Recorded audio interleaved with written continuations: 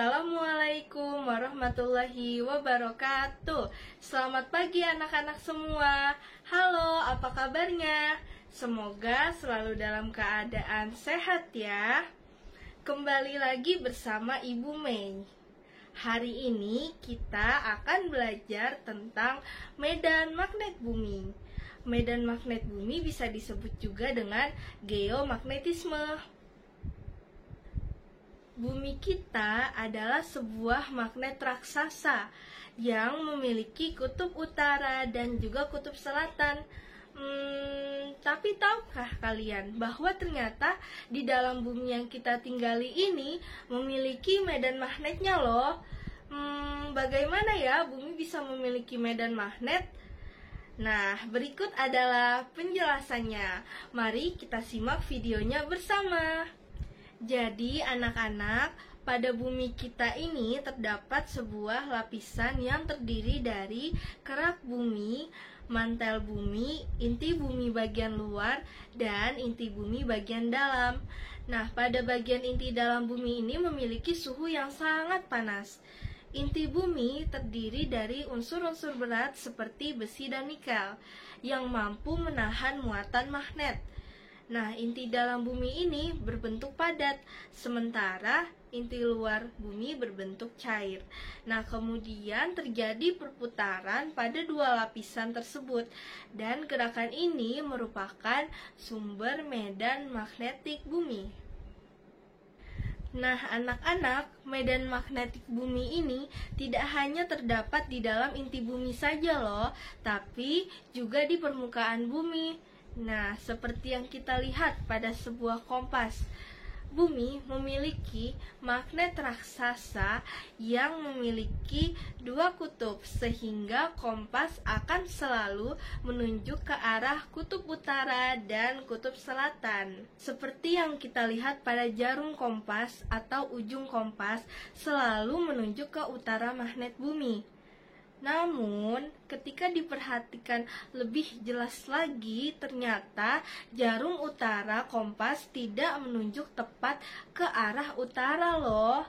Ada yang tahu kenapa?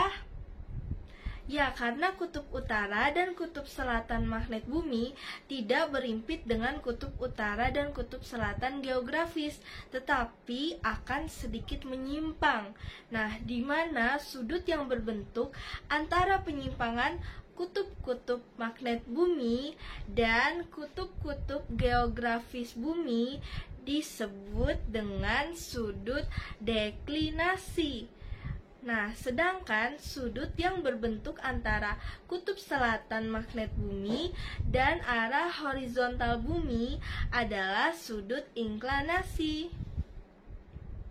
Akibatnya, anak-anak, kalau kita mengikuti arah jarum kompas terus-menerus, nah seakan-akan ke arah utara saja kita akan berlayar. Kita tidak akan sampai di kutub utara, tetapi akan berbelok sedikit lebih ke kiri. Kenapa ini bisa terjadi? Ya, karena memang kutub utara magnet tidak persis sama titiknya dengan kutub utara geografis. Selanjutnya, medan magnetik bumi juga bersifat dinamik. Ada yang tahu dinamik itu apa? Ya, dinamik itu artinya dapat berubah dari waktu ke waktu. Sekitar 730.000 tahun yang lalu, arah utara medan magnetik bumi terbalik karena kutub utara medan magnetik bumi adanya di selatan. Sebaliknya, kutub selatan berada di utara. Kemudian, anak-anak, peranan medan magnet yang besar dan matahari memberi lebih dari sekedar cahaya matahari, yaitu angin matahari, yang menyebabkan sebuah fenomena aurora. Lalu aurora itu apa sih, Bu? Nah, yang dimaksud aurora di sini bukanlah Princess Aurora, melainkan aurora atau cahaya kutub yang menyerupai cahaya yang menyala-nyala di langit malam pada lapisan ionosfer dari sebuah planet sebagai akibat adanya interaksi antara medan magnetik yang dimiliki planet tersebut dengan partikel bermuatan yang dipancarkan oleh matahari. Lalu anak-anak, aurora ini dibagi menjadi dua jenis, yaitu ada aurora borealis dan ada aurora australis. Nah, yang pertama yaitu aurora borealis, adalah jenis aurora yang terjadi di langit bumi bagian utara.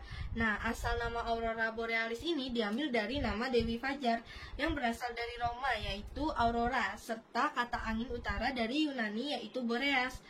Lalu yang kedua ada aurora australis. Nah, ini adalah fenomena aurora yang terjadi di langit bumi bagian selatan. Nah, ciri-cirinya seperti apa sih, Bu?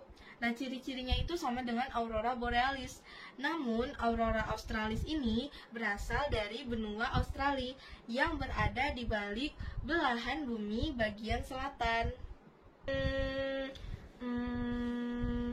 Lalu, bagaimana ya, Bu, proses terbentuknya aurora?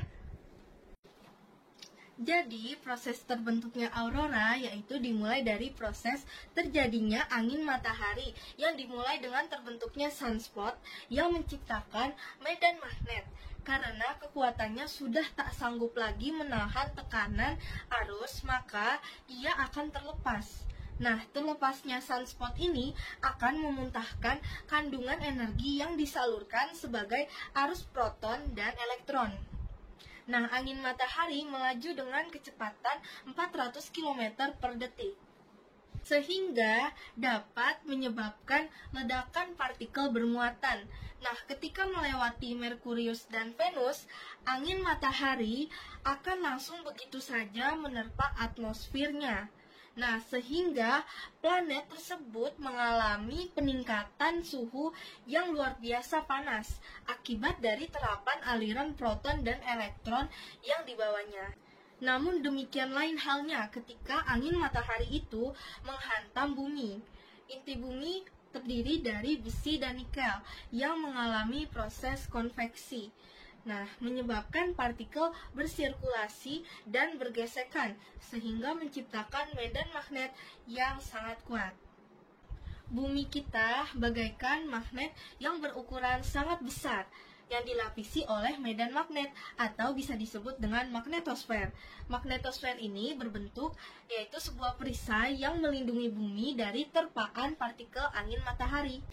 Nah, anak-anak, ketika angin matahari menerpa magnetosfer, partikel-partikel angin matahari dibelokkan dan tertarik menuju kutub medan magnet bumi dan akan bertumbukan dengan atom-atom yang ada di atmosfer. Lalu, energi yang dilepaskan akibat reaksi dari proton dan elektron yang bersinggungan dengan atom-atom di atmosfer dapat dilihat melalui cahaya warna-warni langit atau yang kita kenal sebagai aurora.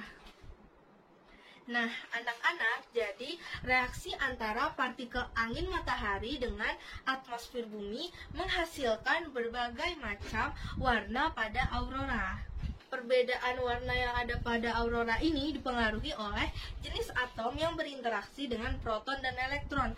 Mengingat pada ketinggian-ketinggian tertentu jenis atom penyusun atmosfer tidaklah sama.